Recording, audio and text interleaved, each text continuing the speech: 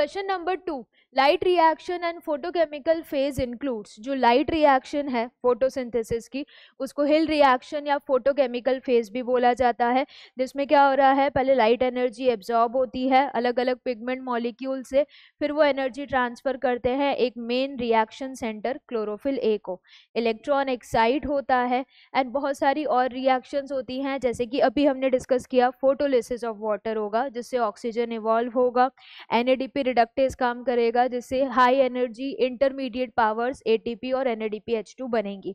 तो अगर हम यहाँ पर बात करें लाइट रिएक्शन के बारे में, तो बेसिकली जो फोटोसिंथेसिस की लाइट रिएक्शन है, light reaction of photosynthesis, this light reaction is also known as Hill reaction, या ये क्या है, एक फोटोकेमिकल फेज है, फोटोकेमिकल फेज।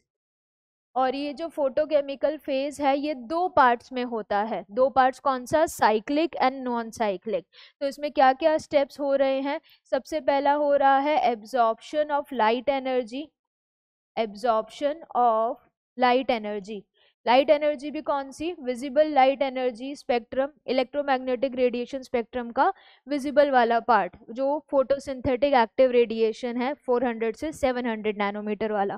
तो absorption of light energy by pigment molecules, pigment molecules जैसे कि क्लोरोफिल, कैरोटिनॉइड्स, ज़ैंथोफिल्स, ये सब।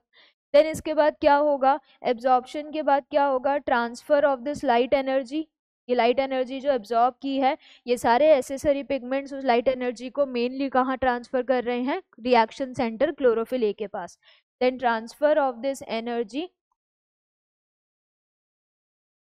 To reaction centre, reaction centre. इतनी अलग अलग वेवलेंथ की लाइट को एब्जॉर्ब कर लिया है, तो उससे सारी एनर्जी अब किसको ट्रांसफर करेंगे, रिएक्शन सेंटर क्लोरोफिल ए को। देन इसके बाद क्या होगा, और भी बहुत सारी रिएक्शन होगी, उससे electron excitation, electron excitation, and then ये इलेक्ट्रॉन ट्रांसफर होगा, electron transfer through the carriers, electron transfer through the carriers, जो कि कहाँ प्रेजेंट है, इलेक्ट्रॉन ट्रांसपोर्ट सिस्टम में। एंड इससे अल्टीमेटली क्या होगा, high energy, high energy intermediates बनेंगे, हाई एनर्जी इंटरमीडिएट्स जैसे कि ATP एंड NADPH2। तो high energy intermediates like ATP and NADPH+H+,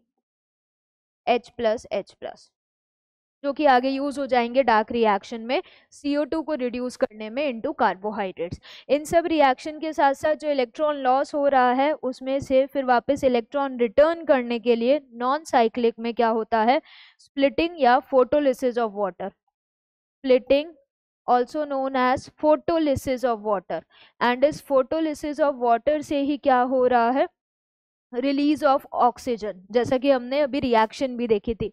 तो photolysis of water which releases the oxygen. तो ये सारे स्टेप्स हो रहे हैं। तो अगर हम ये ऑप्शन को देखें, light reaction and photochemical phase includes light absorption, बिल्कुल सही, वाटर की splitting and release of oxygen, बिल्कुल सही, and high energy chemical intermediates जैसे कि ATP एंड NADPH फॉर्मेशन, सारी चीजें हो रही हैं। तो करेक्ट आंसर क्या है, option D, that is all of the above.